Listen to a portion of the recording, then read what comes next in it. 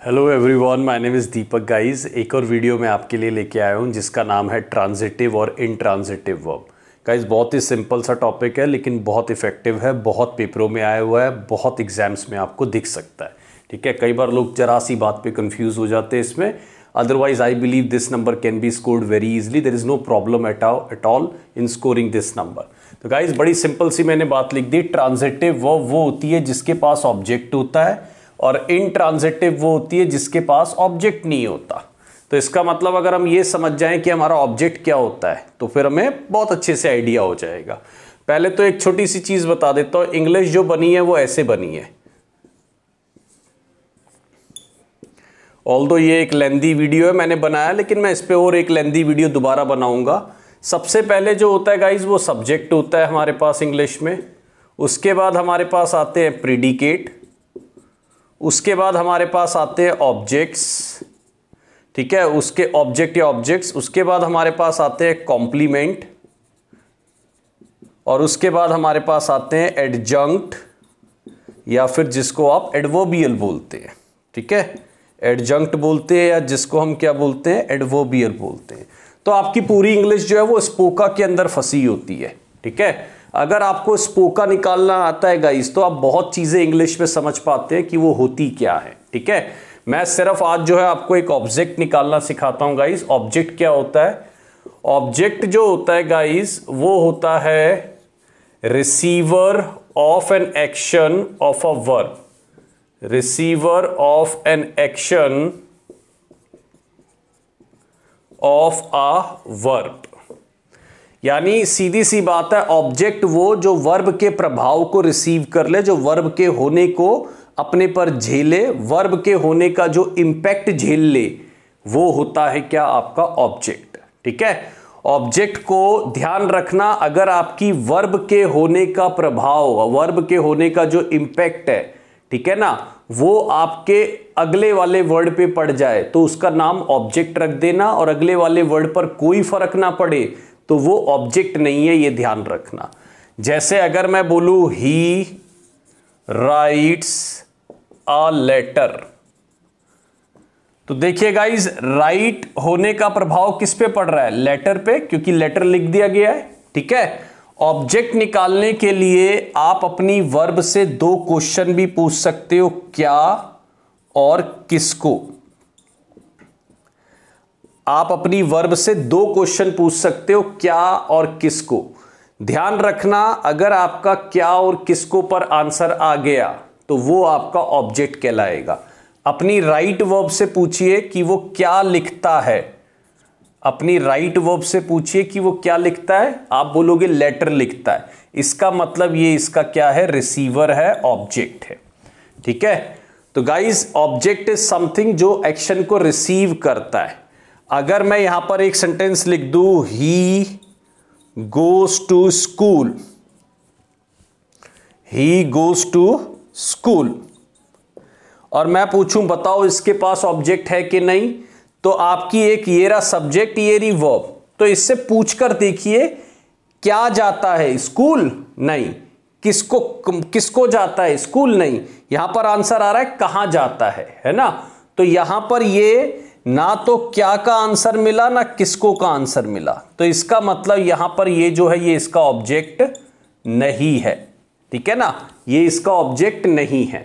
तो इसका मतलब राइट्स जो है वो बन गई मेरी ट्रांजिटिव वर्ब और गोज बन गई मेरी क्या? Intransitive verb. ठीक है, तो इस तरीके से हम इसको निकालते हैं, लेकिन मैं अभी इसमें डिटेल में जाता हूं गाइस। सबसे पहले मैं आपको ऑब्जेक्ट्स के टाइप बताता हूं। ऑब्जेक्ट के हमारे पास दो टाइप होते हैं, जरा उसको देखते हैं।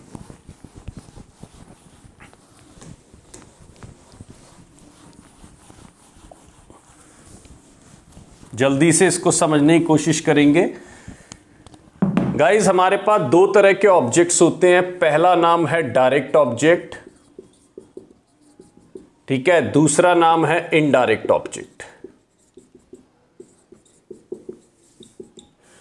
डायरेक्ट ऑब्जेक्ट जो है क्या या किसको बोलने से आता है। डायरेक्ट ऑब्जेक्ट जब आप बोलेंगे क्या या किसको, ठीक है, उसमें आ जाता है, या इसको इंग्लिश में बोलूं तो व्हाट और हुम बोलने पर। ठीक है, व्हाट और हुम बोलने पर अपनी वर्ब से आप व्हाट और हुम पूछिए तो ये ध्यान रखना वो डायरेक्ट ऑब्जेक्ट आएगा। इनडायरेक्ट ऑब्जेक्ट जो है वो हुम के लिए ज्यादातर आपको मिलेगा, ये ध्यान रखना, यानी किसको दिया आपने, है ना, ये ध्यान रखना। इसमें मेन बात क्या है, लोग कंफ्यूज हो जाते हैं। एक चीज ध्यान रखना, to have indirect object, to have indirect object there must be an direct object, so there must be a direct object। ये ध्यान रखना। अगर मैं बोलूं आपको तो आपके पास डायरेक्ट ऑब्जेक्ट है, इनडायरेक्ट ऑब्जेक्ट है, तो इसमें कहने का मतलब इनडायरेक्ट ऑब्जेक्ट कहता है to have indirect object there must be a direct object, यानी आपके पास इनडायरेक्ट ऑब्जेक्ट होने के लिए एक डायरेक्ट ऑब्जेक्ट का होना कंपलसरी है, ये ध्यान रखिएगा। ठीक है, अब डायरेक्ट ऑब्जेक्ट हमारे पास कैसे निकलेंगे वो एक बार देख लेते हैं। जैसे अब देखिए मैंने लिखा he writes a letter, he writes a letter, तो वो क्या लिखता है, वो लेटर लिखता है। ठीक है, ये ध्यान रखना, वो क्या लिखता है, वो लेटर लिखता है।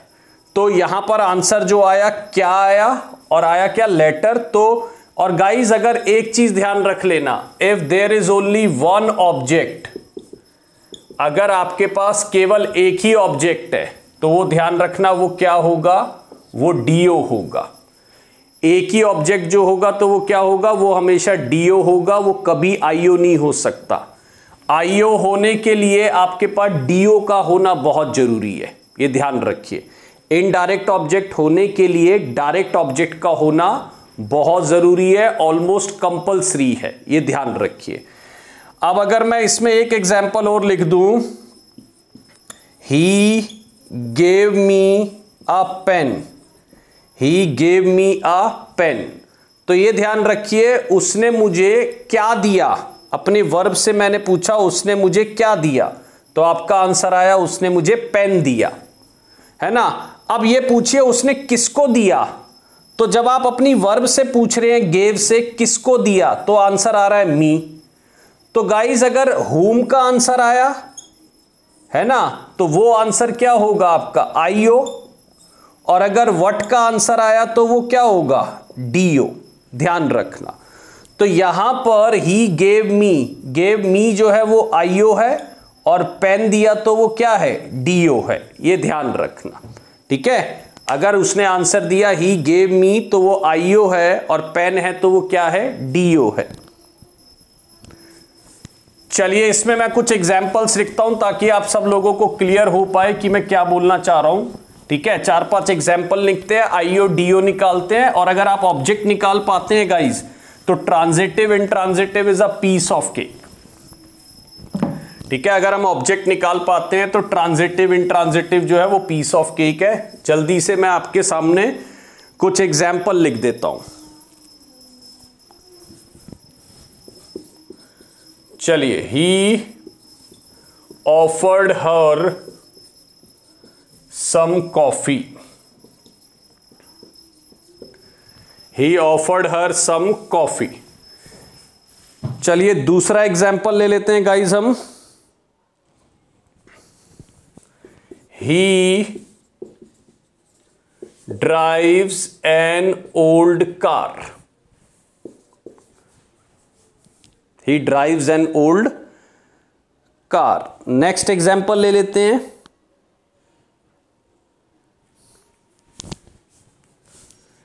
Granny bakes us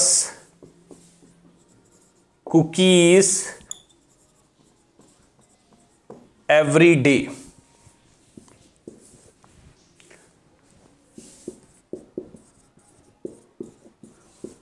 birds fly in the air।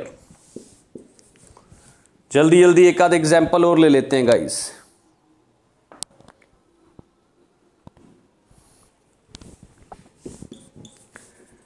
He gave her sorry, he gave his mom a present. Guys मुझे पता करना है पहले तो कि किस में ऑब्जेक्ट है, किस में नहीं है, कौन से डीओ है, कौन से आईओ है, वो सब चीज पता करते हैं। देखिए बड़े आराम से चल रहा हूं आज मैं, थोड़ा सा स्पीड नहीं भाग रहा हूं ताकि समझ आ जाए। पहले तो ये समझिए ये सब्जेक्ट है, ये इसकी वर्ब है।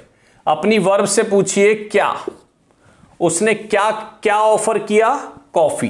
कॉफी ऑफर की है तो गाइज ये बन गया आईओ, ठीक है, सॉरी डीओ, क्योंकि ये तो क्या का एग्जाम्पल है, व्हाट का है, तो ये बन गया डीओ। अच्छा किसको ऑफर करी है, किसको ऑफर करी है, हर को, तो ये आपका बन गया क्या, आईओ।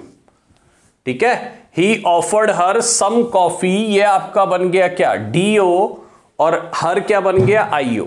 नेक्स्ट देखिए, ही ड्राइव्स, वो क्या ड्राइव करता है, ओल्ड कार। तो ओल्ड कार क्या का आंसर है, और इसमें एक ही ऑब्जेक्ट है तो एक ही ऑब्जेक्ट लाइफ टाइम डीओ होगा। वो क्या होगा, वो डायरेक्ट ऑब्जेक्ट ही होगा, वो इनडायरेक्ट ऑब्जेक्ट नहीं होगा। ग्रैनी बेक्स, ग्रैनी बेक्स करती है, लेकिन क्या करती है, कुकीज, कुकीज बेक्स करती है, कुकीज बेक्स करती है, तो ये मेरा डीओ हो गया। और किसके लिए करती है, हमारे लिए, तो ये मेरा आईओ हो गया, ये मेरा आईओ हो गया। गाइज वैसे ध्यान रखना डीओ ज्यादातर होंगे क्या, नॉन लिविंग, मैं नहीं कह रहा हमेशा, डीओ ज्यादातर नॉन लिविंग और आईओ जो होंगे वो लिविंग होंगे। चलिए, birds fly in the air. अब पूछिए क्या फ्लाई करते हैं, तो क्या एयर थोड़ी फ्लाई करते हैं, और किसको फ्लाई करते हैं, एयर को, नहीं। गाइज ये जो फ्लाई है इसके पास कोई ऑब्जेक्ट नहीं है, ये इसका ऑब्जेक्ट नहीं है, इसको मैं बोलना नहीं चाहता बट ये एडवर्बियल है जो हम बाद में कभी देखेंगे। तो ये जो फ्लाई है ये विदाउट ऑब्जेक्ट आ गई है, ये जो फ्लाई है ये विदाउट ऑब्जेक्ट है, ठीक है। और नेक्स्ट में देखिए उसने क्या दिया, उसने क्या दिया, प्रेजेंट, ठीक है, और किसको दिया, मॉम को, तो क्या दिया वो हो गया डीओ, और किसको दिया वो क्या हो गया, आईओ, ठीक है।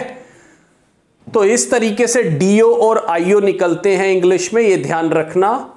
कई बारी लोग बहुत कंफ्यूज हो जाते हैं, बस एक स्टेटमेंट याद रखना, अगर एक ही ऑब्जेक्ट है तो वो डीओ ही होगा, डायरेक्ट ऑब्जेक्ट ही होगा, वो इनडायरेक्ट नहीं होगा। बट अगर दो है हमारे पास ऑब्जेक्ट तो देखिए कौन सा आईओ है, कौन सा डीओ है, और क्या और किसको व्हाट और हुम लगाकर हम निकाल सकते हैं। अब मैं आपके सामने देखिए, अब इसमें ऐसे भी समझ लीजिए ट्रांजिटिव इंट्रांजिटिव भी, इसके पास ऑब्जेक्ट था तो ये ट्रांजिटिव थी, इसके पास ऑब्जेक्ट था तो ये ट्रांजिटिव थी, इसके पास ऑब्जेक्ट था तो ये भी ट्रांजिटिव थी। लेकिन bird fly in the air के पास कोई ऑब्जेक्ट नहीं था तो ये इंट्रांजिटिव थी, और इसके पास ऑब्जेक्ट था तो ये भी क्या थी, ट्रांजिटिव थी। तो ट्रांजिटिव वर्ब्स वो होती हैं जो ऑब्जेक्ट के पास, जिनके पास ऑब्जेक्ट्स होते हैं, जिनको आप ऑब्जेक्ट के थ्रू ढूंढ सकते हैं। मैं 5 वर्ड्स आपके सामने लिख रहा हूं ट्रांजिटिव वर्ब्स को, आप फाइंड आउट करके मुझे बताइएगा उनमें से कौन कौन सी ट्रांजिटिव है और कौन कौन सी इंट्रांजिटिव है, और बहुत क्विक लिखेंगे, जल्दी से उसको करने की कोशिश करेंगे। गाइस अब काफी चीजें मैं आपको समझाने वाला हूं यहां पर जो आपको कहीं ना कहीं कॉम्प्लिकेशंस करती है, ठीक है, कहीं ना कहीं दिक्कत में लेकर आती है। चलिए मैं एग्जांपल लिखता हूं, जैसे फर्स्ट मैंने लिख दिया I bought a car, first example मैंने लिख दिया आई बॉट अ कार। चलिए नेक्स्ट एग्जांपल मैं ले लेता हूं कुछ इसमें, ठीक है। He kicked the ball, he kicked the ball. तीसरा एग्जांपल ले लेता हूं, he took me to a restaurant, he took me to a restaurant. चलिए 4 एग्जाम्पल मैं ले लेता हूं गाइज हमारे पास। We waited but nobody came, we waited but nobody केम। चलिए 5वां एग्जाम्पल मैं ले लेता हूं गाइज आपके लिए। He stood in the corner, he stood in the corner. 6 number, he was sitting on the bench. He was sitting on the bench. तो guys ये मैंने 6 लिखे हैं। आप एक काम करिएगा, ये भी बताइएगा कि कितनी कौन कौन सी ट्रांजिटिव वर्ब है। कुछ भी नहीं करना यार, अगर ऑब्जेक्ट है। एक चीज और ध्यान रखना, जितनी भी ट्रांजिटिव वर्ब होती है उनके पैसिव वॉइस आराम से बन जाते हैं। ट्रांजिटिव वर्ब के पैसिव वॉइस बन जाते हैं, लेकिन इनट्रांजिटिव के पैसिव वॉइस नहीं बनते हैं। ठीक है, इनट्रांजिटिव के आपको बहुत रेयर पैसिव वॉइस देखने को मिलेंगे, ध्यान रखना। इनका पैसिव वॉइस नहीं बनता, इनका पैसिव वॉइस बन जाता है। तो अगर आप वैसे फंस रहे हो तो पैसिव वॉइस से भी बनाकर देख लेना कि पैसिव वॉइस बन रहा होगा तो ट्रांजिटिव कहलाएगी। आई बॉट अ कार में बस आपको अपनी वर्ब से पूछना है उसने क्या खरीदा। ठीक है, तो आपका आंसर आ जाएगा कार, तो इसका मतलब ये ऑब्जेक्ट है। और गाइज हो सके तो मुझे ये भी बताइए कि ये डीओ है या ये आईओ है, ताकि आपकी एक अच्छी प्रैक्टिस हो जाए। ठीक है, सो ये मेरे को आप करके दिखाइएगा कि आपने इसमें क्या क्या करा, कितने इसके आंसर आपके सही हैं। ठीक है, आज मेरी तरफ से इतना ही था। एक शॉर्ट वीडियो मैंने रखा ट्रांजिटिव इंट्रांजिटिव पे। Transitive which is carrying an object. Object क्या होता है? जो रिसीवर होता है एक्शन का। ठीक है, वर्ब का रिसीवर होता है, वो ऑब्जेक्ट होता है। ठीक है, चलिए, thank you so much. DO IO ये सब चीज ध्यान रखिएगा, थोड़ा सा मुझे एक्सप्लेन करके बताइएगा। Thank you so much for watching my video. Bye bye.